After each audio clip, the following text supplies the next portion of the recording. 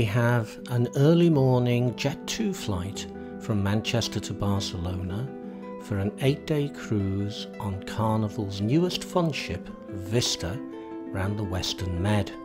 Leaving nothing to chance, we're flying out a day early, so we have a night in a hotel in Barcelona.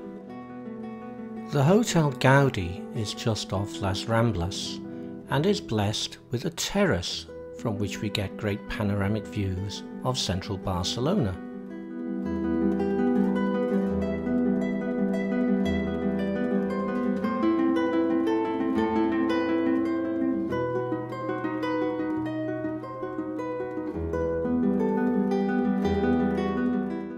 Aperol Spritz is being taken.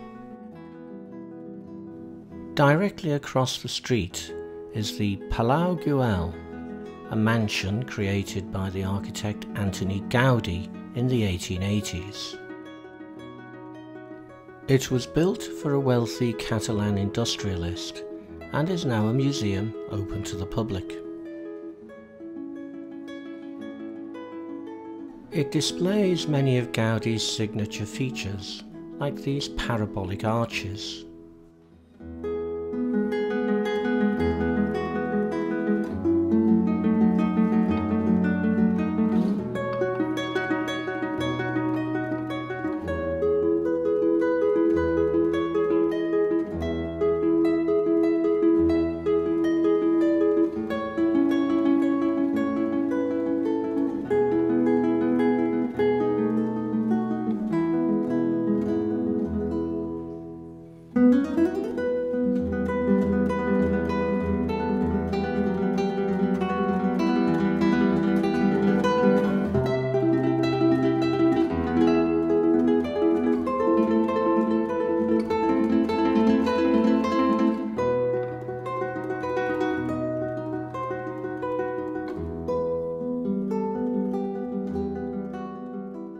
The house even has its own chapel, including an organ.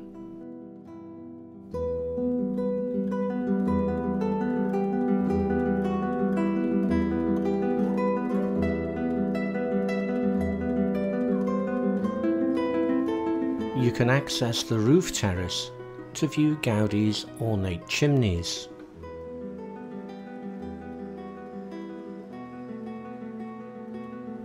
And from here you can see our hotel's roof terrace, including its little pool. In the morning there's time for a pleasant stroll around Barcelona.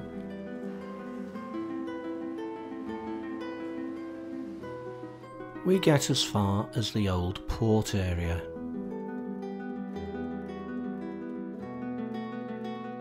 We boarded Vista early afternoon, and after a full day at sea, we arrive at our first port, Cagliari, Sardinia. The rest of the group are visiting family, but we opted just to go for a short stroll in the city centre.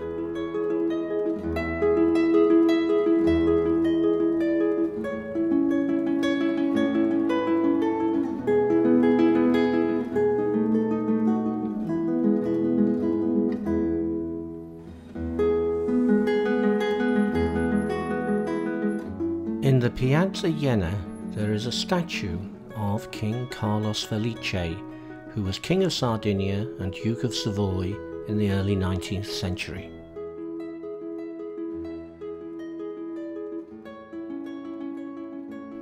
We've been back on board for some time, and now the rest of the family arrive. Navigator of the Seas leaves before us, and our sail away from Cagliari in the late afternoon sunshine is very pleasant indeed from our balcony.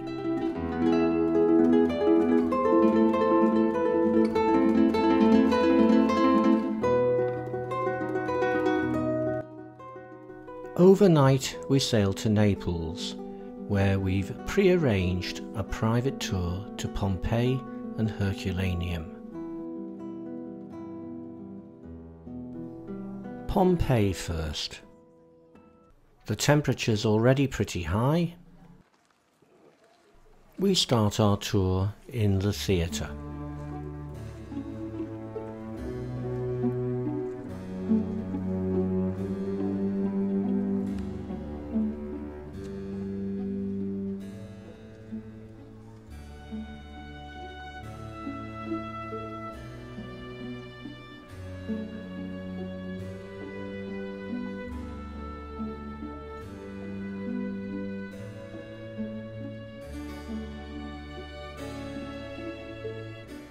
We've arrived at the Forum.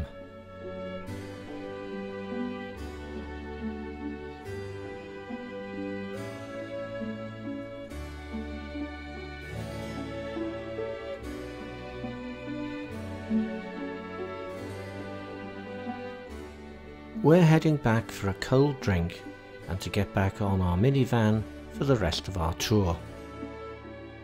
Next stop was lunch at Cantina del Vesuvio, which is in a vineyard.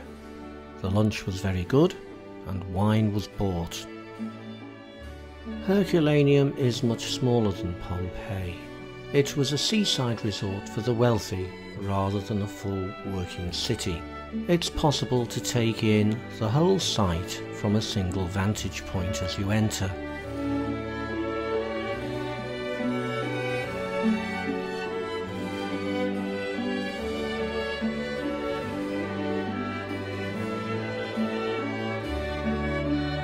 Many people came to these boathouses to await rescue, but were killed by the intense heat, and their skeletons have been found here.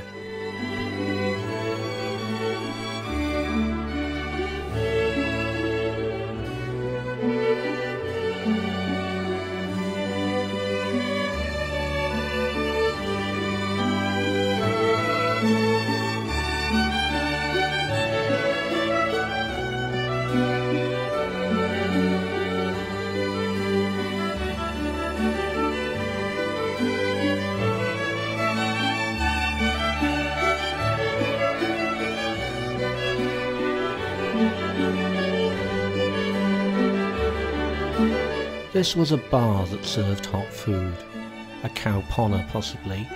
There were lots of these in Pompeii and Herculaneum.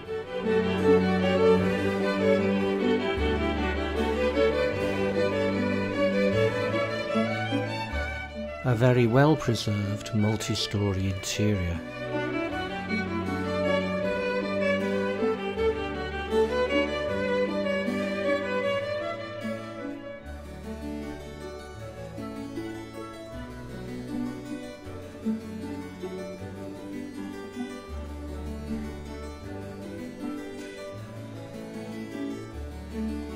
It's mid-afternoon now and it's very hot.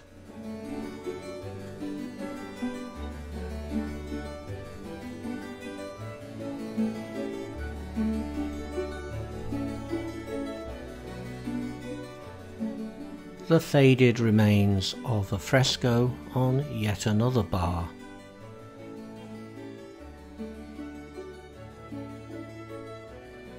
Time to head back to Naples and Carnival Vista. In the morning we're in Civitavecchia, the port for Rome. We've decided to abandon our pre-arranged trip into Rome because of the heat, so we stay in Civitavecchia.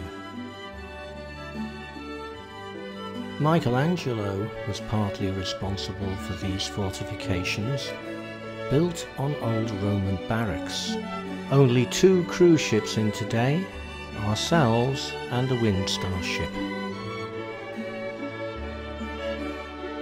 Sea breezes make the Piazza della Vita a very pleasant place to stroll this morning, and also a pleasant place to stop for a coffee.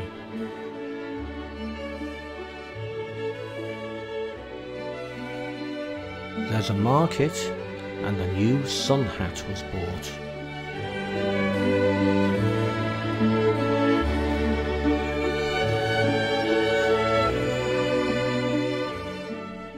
Heading back, we get a view of one of the old port gates that's been restored. Overnight, Vista sails to Livorno. Due to Vista's large size, we're berthed in a more remote part of the docks than we have been on previous cruise visits. We decided not to take a long day trip to Florence or Pisa, but just to have an amble around Livorno. We got the port shuttle into Livorno, for which there is a small charge, and it drops us by the Piazza Grande. At one end of the Via Grande is the monument of the Four Moors, which commemorates the victories of Ferdinando de' Medici over the Ottomans. At the other end of Via Grande is an early 19th century water system which is now used as an art centre. And across the road, the massive Piazza della Repubblica. Built in the early 19th century, the piazza actually forms a vault over the Royal Canal.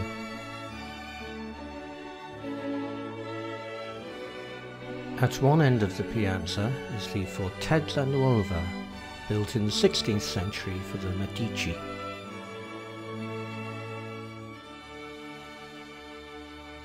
Overnight Vista sails for Marseille. Sailing in through the morning mist, we get a view of Notre Dame de la Garde. From the harbour we get a closer view of the basilica and also of Chateau d'If, famous for its mention in The Count of Monte Cristo. This morning we're greeted by a selection of towel animals created overnight around the main pool. We get a taxi into Marseille. Most of the group goes to the basilica, but the two of us leave at the old harbour and walk towards the cathedral. This large Neo-Byzantine edifice was built in the second half of the 19th century.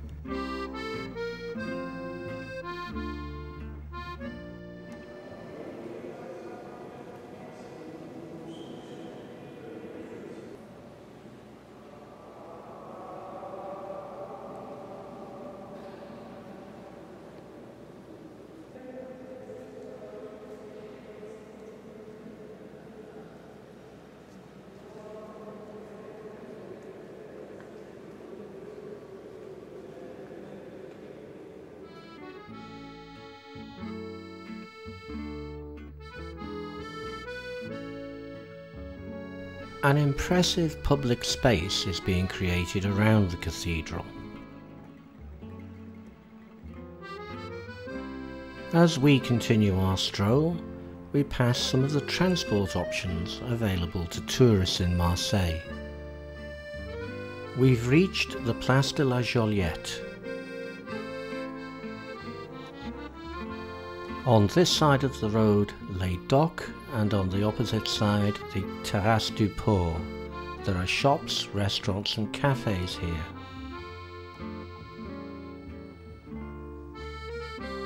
Les Docks is an old warehouse building that has been converted into stylish, modern shops, offices, cafes and restaurants.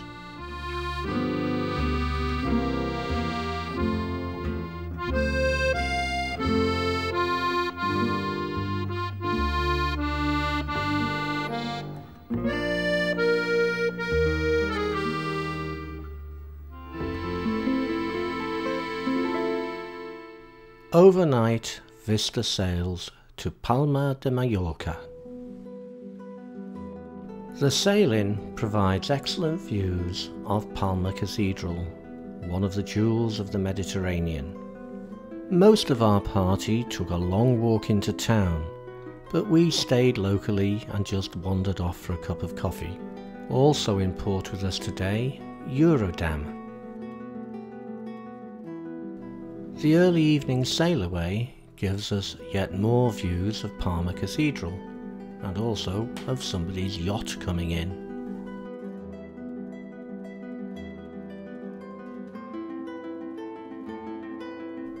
And so it's back to Barcelona where we are to disembark.